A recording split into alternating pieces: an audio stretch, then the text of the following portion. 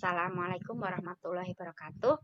Nah, pada video ini anak-anak, Ibu akan menjelaskan konsep tentang momentum sudut. Apa itu momentum sudut? Seperti yang sudah kalian pelajari di kelas 10 tentang momentum, maka dalam gerak rotasi kita juga ada yang namanya momentum sudut. Kalau dalam gerak linear ada yang namanya momentum. Kalau kalian ingat, momentum itu adalah besaran yang dipengaruhi oleh kecepatan dan massa. Jadi kalau benda besar bergerak dengan cepat, kayak truk gitu. Kita punya truk besar, besar itu berarti massanya besar sekali ya. Truk besar dengan massa yang besar bergerak dengan kecepatan yang besar, maka momentum truk itu akan besar, akan semakin sulit juga untuk dihentikan. Itu kalau kita membahas tentang momentum pada gerak linear, M dikali V. Nah, pada gerak rotasi, momentum itu juga ada yang namanya disebut dengan momentum sudut. Nah, apa itu momentum sudut? Momentum sudut adalah ukuran kesukaran benda untuk mengubah arah gerak benda yang sedang berputar atau bergerak melingkar. Jadi kalau putarannya sudah searah jarum jam, akan diputar balik, itu menjadi susah. Kalau di gerak translasi, yaitu momentum kesukaran untuk mengubah arahnya. Berbalik arah juga susah kalau benda yang udah besar ngebut, kayak truk tadi, massa besar ngebut kencang, balik arahnya susah, harus diperlambat kecepatannya. Nah, dalam momentum sudut ada yang namanya istilah, dalam gerak rotasi ada yang namanya istilah momentum sudut. Seperti halnya dalam disimbolkan dengan huruf L ya. Huruf L besar, bukan laras ya. I itu pasangannya dengan M kan, kalau dalam gerak lurus itu P, kalau kalian ingat itu adalah massa M dikali dengan V. Itu dalam gerak translasi. Mengingat kembali, kalau dalam gerak rotasi itu jadi L, M-nya jadi I. I itu apa tadi? Momen inersia.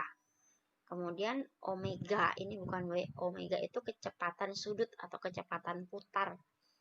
Jadi agak mirip ya antara keduanya. Lanjut.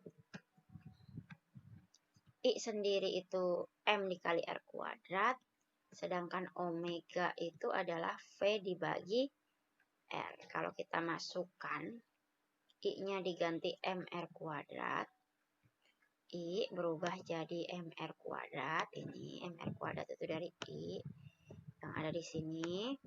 Kemudian omeganya berubah jadi V dibagi R, kecepatan dibagi jari-jari. Maka diperoleh persamaan momentum sudut yang baru adalah, dicoret R-nya tinggal 1 ya. R kuadrat dibagi R adalah R.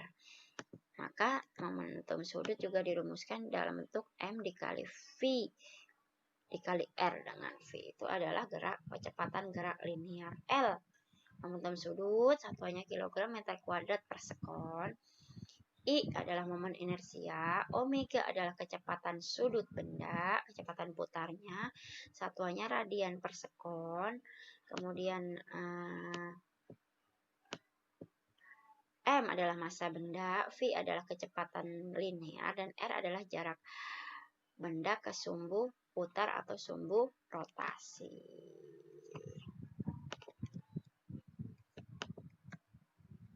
Oke, lanjut. Kita hapus dulu yang dicoret-coret ini.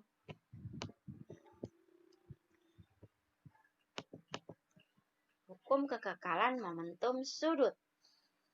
Dalam gerak momentum linear ada hukum kekekalan momentum linear, maka dalam gerak rotasi ada yang disebut istilah kekekalan momentum sudut.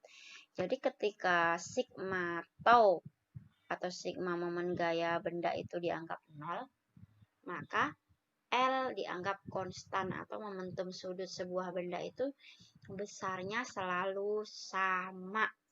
Kita ibaratkan di sini ada penari balet, skating ini ya, nggak apa-apa deh.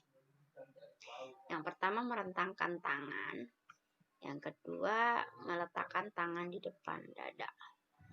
Jika momen gayanya sama, maka dia akan selalu sama L-nya. L gambar 1 dan L gambar 2. Momentum sudut gambar 1 dan momentum sudut gambar 2 sama. Tapi kalau di rentangan tangan kan otomatis momen inersianya berubah ya. Karena R-nya berubah. Ingat. I itu adalah, jadi manusia pun punya momen inersia ya.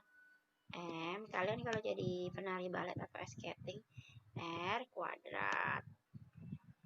Kalau ininya semakin panjang R-nya, berarti kan momen inersianya semakin besar I-nya.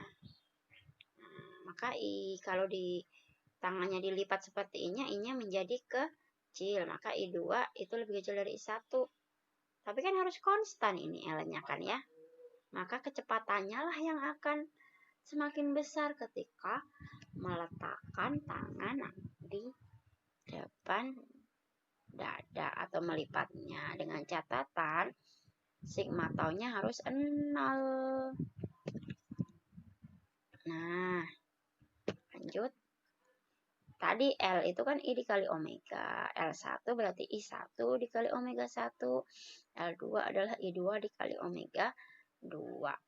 Ini persamaan hukum kekekalan momentum sudut. Nah, biar lebih paham lagi, kita langsung ke contoh soal. Contoh soalnya kita hapus dulu ini. Next. Penari balet berputar dengan kecepatan 3 radian per sekon, kecepatan sudut ya, saat tangannya terlentang. Sehingga momen inersianya adalah 8 kg meter kuadrat. Itu ketika tangan terlentang. Nah, ketika tangannya dilipat di depan dada, kecepatan sudutnya berubah. Nah, dari 3 radian per sekon berubah jadi 4. Semakin besar apa semakin kecil? Semakin besar. Kira-kira berapa ya momen inersia tangannya? Nah, ini kejadian pertama. Tangan terlentang ya diketahui. Kejadian pertama, maka omeganya adalah omega 1, 3 radian per sekon. Dan I-nya adalah I1, 8 kg meter kuadrat. Dan kejadian kedua, dia melipat tangan di depan dada. Tangan dilipat adalah 2, maka omeganya adalah omega 2, 4 radian per sekon. I-nya yang ditanya. I2 berarti ya. Jawab. Nah, kasus seperti ini bisa kita selesaikan dengan hukum kekekalan momentum sudut. Seperti yang tadi sudah kita pelajari, ini biar nggak lupa. L1 sama dengan L2 atau momentum sudutnya selalu konstan. Yang berubah apanya sih, Bu? Kecepatannya. Ini kecepatan putarnya dari 3 berubah jadi 4. Maka I-nya dari 8 berubah jadi berapa ya? Harusnya semakin kecil. Lanjut.